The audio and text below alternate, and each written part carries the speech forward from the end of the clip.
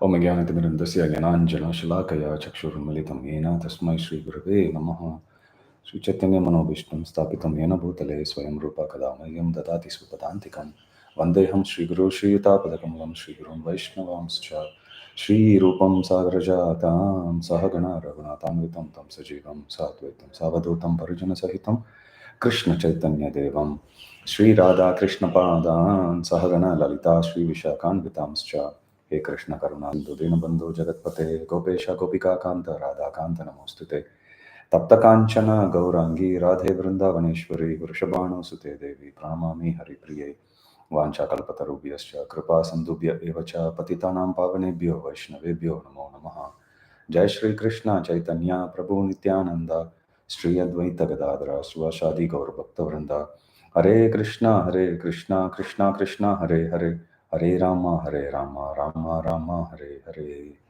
Mukam Karoti Vachalam Pangum Langayate Giran Yatkripatamaham Vande Shri Gurun Dinatarinam Paramananda Madhavam Sri Chaitanya Ishwaram Om Tat Sat Shri Shri Radha Gopinath Bhagwan Ki Jai Grantaraj Srimad Bhagavatam Ki Jai Jagat Guru Srila Prabhupada Ki Jai Jai Nitai Gaura Premanande Hari Hari Bo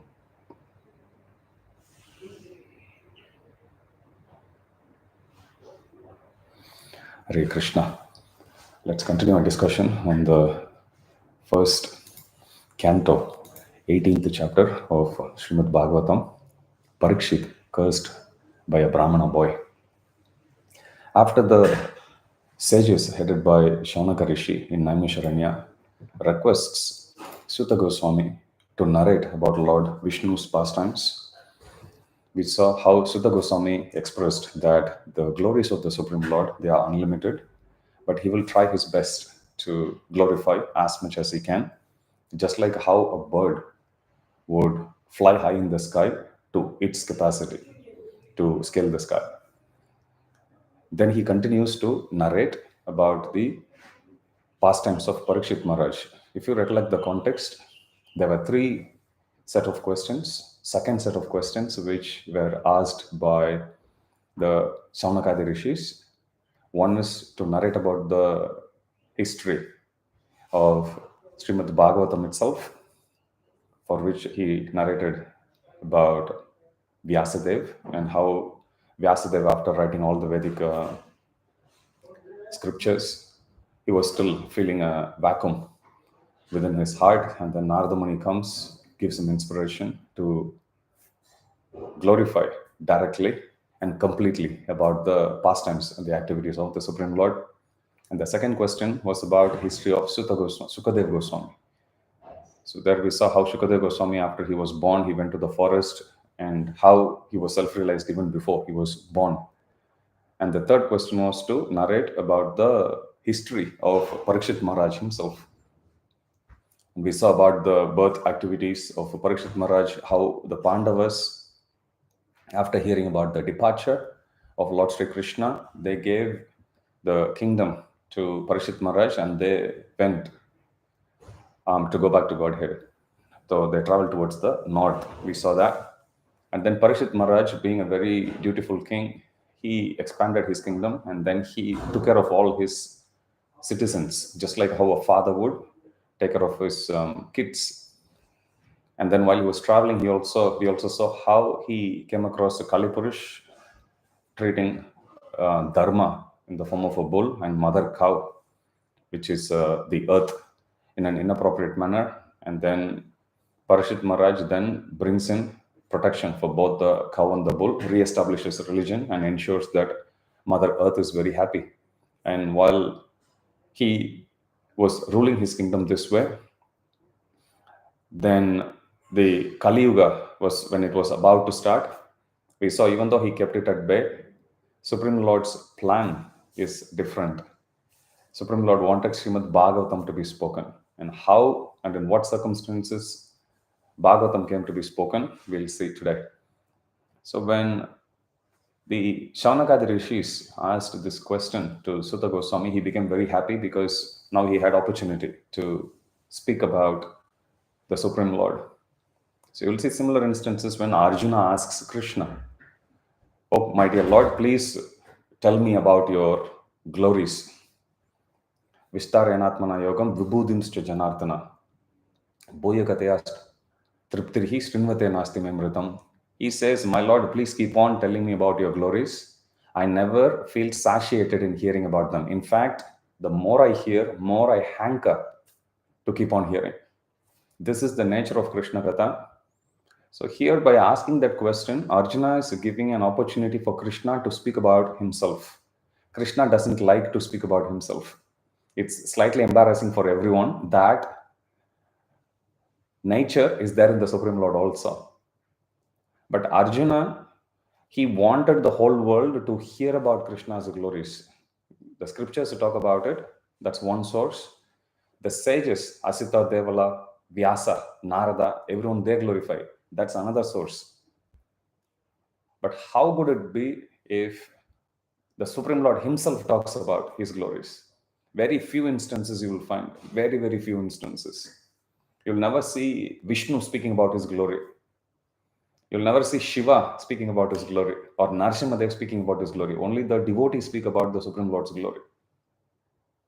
So, in case of Krishna, Arjuna, by asking that question, he is giving an opportunity for Krishna to speak about himself. So now Krishna speaks. That's why Bhagavad Gita is very, very special. It is a book about God by God. You won't come across many books, many scriptures that is spoken by God about him. Little bit here and there you will see, but not as much to the vastness of Bhagavad Gita. So when he gives that opportunity for Krishna, now Krishna has an opportunity to speak about himself. And then Krishna speaks, telling about his own glories.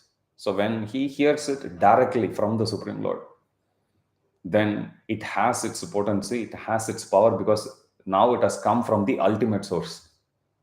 So same way, here we see that the sages headed by Shaunaka, they put forth this question. Now Sutta Goswami feels very happy. Now he has more opportunity to speak about the Supreme Lord. So he continues to narrate about what happened in the life of Pariksit Maharaj. One day, Pariksit Maharaj, he went for hunting and he was fatigued by hunger and thirst. He comes to a hermitage of a great sage by name Shamika.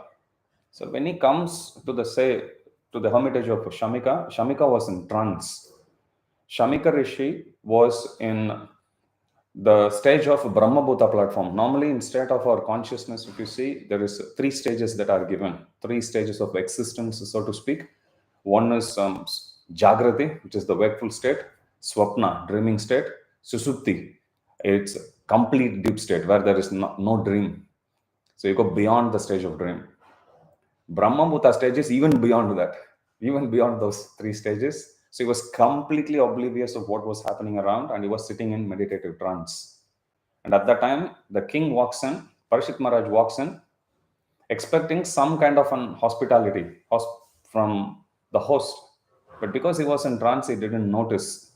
So Pariksit Maharaj, he was wondering, is this sage really a sage, or is he just feigning as if he is meditating so as not to greet and serve a Shatra Bandhu? He's thinking himself very humbly. Is he acting as if in trance so that he doesn't need to serve me? I'm having so much thirst and hunger. Why is he giving me such a cold reception?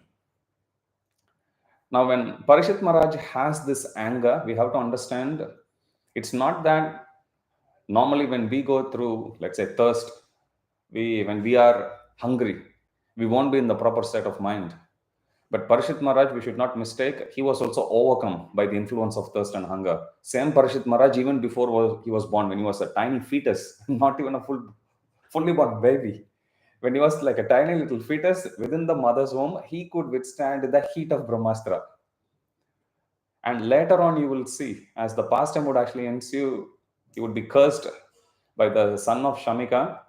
Same Pariksit Maharaj would then proceed to go to the banks of Ganges. He would sit and hear Srimad Bhagavatam for 7 days and nights with self-imposed hunger and thirst. In fact, he would even say, I'm beyond this bodily consciousness, I don't even feel. How is it possible that he is being overcome at this point of time, apparently being overwhelmed by its influence. It's definitely not. So if we have to understand, it's totally due to Krishna's influence, because Krishna wanted Srimad Bhagavatam to actually reach out to the general population. And Krishna had already chosen Pariksit Maharaj as the number one student and Shukadeva Goswami as the number one teacher.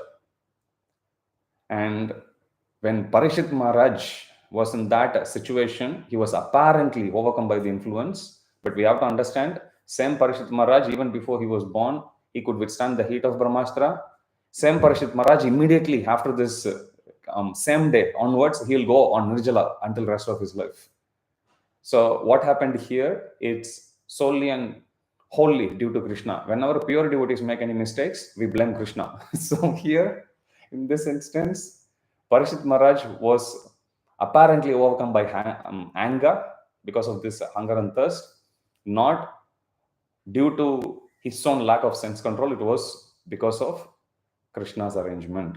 So when Pariksit Maharaj thinks this way, he thinks because he doesn't know how to deal with the visiting guest, I will teach him how to do. So thinking this way, he picks up a dead snake that was lying nearby, wraps it around, because Shamika Rishi is still in trance. He wraps it around the snake like a garland and he walks away. When Pariksit Maharaj leaves, this news of Pariksit Maharaj wrapping the neck of Shamika Rishi with the dead snake, the news of this incident reaches Shamika Rishi's son. His name is Shringi. Shringi was just a small boy. He was playing actually along with the other Gurukulis. When the news reaches him, Shringi Brahmana becomes very angry. And he, first of all, expresses his anger in the form of very offensive words against Pariksit Maharaj. He says, "Oh, just look at the sins of the rulers who are like crows and watchdogs at the door, perpetrate sins against their masters." It is true, Brahmanas are considered to be the head of the society, and the Kshatriyas, they are subservient to the Brahmanas. But in this case, Pariksit Maharaj is not a normal Kshatriya. Pariksit Maharaj's position is greater than that of a Brahmana. He is Mahabhagavata. Shamika Rishi himself would vouch for that in one of the later verses, you will see. But because Shringi Brahmana, he is very young, he just learned little bit. He had the training of a Brahmana. He was born in a Brahmanical family. He also had the training of the Brahmana. Now, because there is no experience, he became puffed up. Generally, according to Shastras, Vidya Dadati Vinayam, the more one gets learned, the more one will become humble. But in modern days, that humility is actually missing. Modern day education is actually teaching, rather than Vidya Dadati Vinayam, rather than education leading one to become humble, modern education is making one to become proud. Which means the effect of education itself is wrong. Education itself is wrong, or at least incomplete. There is no character building in the modern education. Because of that, the same education which a child goes through, it's not coming to his or her aid later on when they go through personal crisis. The education which we go through in our schooling, let's say 2 years in kindergarten, followed by another 5 plus 7, 12 years in school, let's say give and take 14 years. 14 years is only tiny part. This 14 years is supposed to make one ready, fully equipped, both materially, but most importantly, spiritually. Because after this 14 years, the child has another 80 to 90 years to live. So it's a long time. And this is the formative years. During the formative years, a child is supposed to be taught how to make a living in this world, but most importantly, how to be happy. What is the deeper purpose of life? How to take care of one's mental health and well-being. So this should be taught to the child as part of the curriculum itself. So here, Shringi, he learned how to be a Brahmana both by birth as well as training, but because of his lack of experience, he became puffed up. So he does the first offense. Offense one can do with deha, vak, buddhi. One can do offense with one's body, with one's words, buddhi, with one's mind also.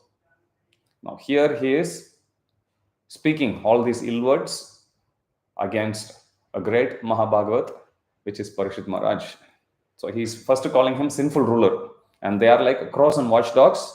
They should be staying at the door. So this is the first thing he's saying. Second, the kings are designated as watchdogs by the Brahmanas. And how can the dogs which guard the door enter the home and dine with the masters as if they are equals? So that's the second mistake he's doing. After Lord Krishna's departure, these upstarts have flourished. Actually, Shringi Brahmana is the upstart here. Pariksit Maharaj has been ruling for many, many years. He's the king of the whole Bhumandala, Jambudvipa, actually. But here, Shringi Brahmana is saying, after Lord Krishna's departure, look at how these upstarts, they have flourished. Therefore, I myself shall punish them. Just witness my power. Goes to show even his training is incomplete. Normally, in this case, any Brahmana would have at least consulted with their authority. Any Brahmana would have, in his case, his authority is his own father. He didn't give an opportunity for the other person to actually hear their side of the story. He just heard something. He didn't even see. He didn't even take opinion. If you compare this situation to how Pariksit Maharaj he dealt with, when Pariksit Maharaj was going to different places in his kingdom, he comes across the place. We saw Kurukshetra on the banks of river Saraswati. He sees Kalipurush punishing the bull, which is Dharma, and the cow seated right next to Dharma, which is the personification of earth. Pariksit Maharaj immediately raises the sword, gets off from his chariot, and then he tells the bull, I know, I can understand what could have happened here. Just tell me this is the perpetrator and I shall kill him. He says, who caused this harm to you? Such a person, even if he is demigod, cannot actually escape my punishment. But he's still waiting to hear from the alleged victim here, which is Dharma. When this question was asked to Dharma, Dharma doesn't reply straight away. Rather than pointing finger at Kalipurush, Dharma gives a very philosophical answer. We saw there. But the point to note there is, Pariksit Maharaj, even though he could make out what could have happened, he asked first to the victim, just to tell me, is this the person who caused harm to you? He wants to hear the first-hand information before giving punishment. Whereas Shringi Brahmana, he didn't meet Pariksit Maharaj, he didn't meet his father, just heard he's pronouncing. It was a very emotional, whimsical curse done in haste. So here, Shringi, he curses Pariksit Maharaj. With his eyes red hot with anger, he touched the water of Kaushika river and discharged the following thunderbolt of words. On the 7th day from today, a snake bird, which is Takshaka, will bite the wretched one of that dynasty. He's mentioning Pariksit Maharaj like that, for breaking the etiquette of insulting my father. So he pronounces the curse, then he runs towards his home, and there he sees Shamika Rishi still in trance with the dead garland around his neck. And he goes and wails, cries. Then when he hears the wailing of his son, he comes out of his trance, and Shamika Rishi then asks what happened. Then Shringi Brahmana narrates to him what had transpired since the time Shamika Rishi had gone on trance. When Shamika hears about this curse, he deeply regrets. And then he chastises his son. Due to your immature knowledge, you do not know that the king is the best among humans. A king is known as Nara Deva. Nara means humans, Deva means like God among humans. He is the best among humans and is as good as the Supreme Lord. Citizens live in prosperity, being protected by his unsurpassable prowess. So he tells his son, you have done a very grave mistake here. You have cursed a king, treating him to be equal to us, but actually he is not equal to us. He is as good as the Supreme Lord. He is the God of all humans. And then he says, the Lord is represented by monarchical regime. Prabhupada in one place, he explains, people always mistake monarchy for autocracy. Prabhupada says autocracy is different. You come across Hitler, Mussolini, they almost had such kind of a power, autocratic powers, without any guidance from scriptures, without any guidance from intelligentsia. They just acted whimsically and caused so much havoc anywhere, whichever part. I think every part of the world. We had Aurangzeb. We have so many different, Genghis Khan.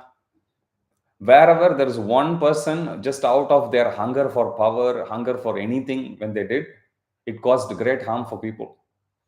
That is autocracy. Monarchy means, monarchy was practiced in Vedic times, wherein there'll be one king who's most importantly very qualified. So many instances you will come across the sons of a king. They were actually handed over the reign, not just based on their seniority by birth all the time. Many instances, the second son or the third son was actually given because they found that person is more qualified than the others. So here you will say, even for example, Pandu was given the power, even though Dhritarashtra was there. Pandu was more qualified. So we will see. So Prabhupada says, monarchy means Rajarishis are monarchs. Those kings who are properly trained in the Gurukula system, who approach their duty of kingship not as a means for sense gratification, but as a genuine opportunity for caring for other people. Prabhupada says, Praja, Ja means one who has taken birth. Praja means one who has taken birth within the jurisdiction of the kingdom of a king.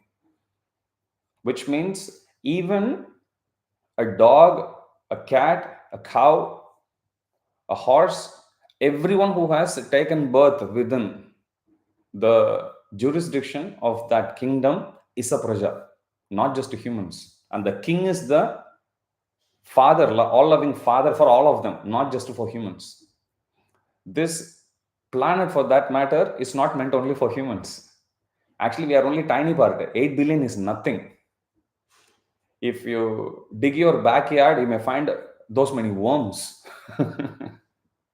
living in a small space. So other living entities far outnumber us in terms of number of species. Of 8.4 million species, humans constitute only 0.4 million species, and that includes in all the planetary system, not just Earth. Demigods live somewhere, ghosts live somewhere, demons live somewhere, rakshasas live somewhere. So this Earth, we don't even have that 400,000 human species. We are much lesser. So in terms of number of species, we are less. Against us, we have 8 million varieties of other species. And secondly, in terms of varieties, they outnumber. In terms of the numbers also, they outnumber. We are only 8 billion. As I said, there are many worms just in one suburb than the entire humanity. So we have to understand, this is a monarch. Monarch means one who understands their roles and responsibility holistically, taking instructions from Brahmanas, instructions from Shastras, that they are the king, not just for humans, but for everyone. So here the Lord is represented by monarchical regime. So Supreme Lord, he has, out of his love, for every family he has given our parents, father and mother. Like that, for a kingdom, Krishna has given a king who is like the father for that area. Like that, on a slightly higher realm, you will see Krishna has given us demigods. They are like the parents for a bit more higher level or broader level of jurisdiction. Like this, ultimately everything goes under the love, care, and protection of the Supreme Lord himself. That's the hierarchy. When a king or when monarchy is abolished, he says great social disruptions will follow. People will be killed and injured, animals, wealth, and women will be stolen. We shall be responsible for all these sins. So he is chastising his son that you have cursed him, but he has been protecting all of us like our father. Now, because of your curse, if he dies, all of this will happen. Women will be without protection, animals will be without protection, wealth will be without protection, and there'll be chaos everywhere. There'll be destruction of varnashrama. Proper conduct of men prescribed through varnashrama as per the Vedas will be destroyed. As a result, there will be unwanted population, Jayate Varna Shankara, on the levels of dogs and monkeys. Emperor Pariksit is pious, a Mahabhagavata, a Rajarishi. He had performed many horse sacrifices. So he doesn't deserve to be killed because of his hunger and thirst. He did a very small, insignificant mistake. For that, you have cursed him disproportionately. So, after chastising his son, Shamika Rishi prays for his son. May the Lord pardon this boy who, due to immature intelligence, apakwa buddhina. Pakwa means mature. Even in Tamil, we have pakwavam. Pakwa means mature. Apakwa means immature. Apakwa buddhina means immature intelligence. Committed the sin of cursing a sinless devotee who deserve to be protected. Apapeshu swabhrityeshu. So he prays for the great mistake of his son. And then he glorifies having hope in the qualities of devotees. Titikshava Karunika. Devotees are so forbearing that despite being defamed, cheated, cursed, disturbed, neglected, or even killed, they are never inclined to avenge themselves, although capable to do so. Tirashkrita vipralabda shapta kshipta hata api nasya tat pratikurvanti tad bhakta prabhavopihi. This is the qualities of devotees. Devotees have so much power, so much mystical power, but they don't use it for themselves. They don't waste it on themselves. Instead, they use it only in the service of the Lord, only in the service of devotees. Other than that, devotees don't use. Despite being defamed, cheated, cursed, disturbed, neglected, or even killed. So many instances we will see. Prahlad Maharaj, when his father put him through so much torture, he didn't retaliate. Haridas Thakur, when he was betting 22 marketplaces, he didn't retaliate. Jada Bharat, when he was taken by a Kali worshippers, and when he was about to be hacked in sacrifice, in the sacrificial arena, he didn't protest. Mother Kali couldn't hold it anymore. She came out of the deity, gets the same sickle from the hand of the worshipper, chops off all of them. Very graphically, it's described in Srimad Bhagavatam. So devotees, they don't retaliate for themselves. They choose their battles. So he glorifies devotees. The sage thus regretted his son's sin. He did not take the king's insult very seriously because he's a great king. He was in hunger thirst. He did something. He was all right with that. But he couldn't tolerate his son's sin, so he is regretting very, very deeply. Transcendentalists, though engaged by others in the dualities of material world, are not distressed, nor do they take pleasure in worldly things. So in this way, this chapter finishes. And now in the next chapter, the spiritual master of Srimad Bhagavatam, Shukadeva Goswami, will appear. So that will be the last chapter of the first canto of Srimad Bhagavatam. We'll discuss that next week. Jagadguru Srila Prabhupada ki jai. Shri Shri Radha Gopinath Bhagwan ki jai. Samaved Gaur Bhakta Vrind ki jai. Jagadguru Srila Prabhupada ki jai. Jai Nitai Gaura Premanande. Hari Hari Bo. Hare Krishna.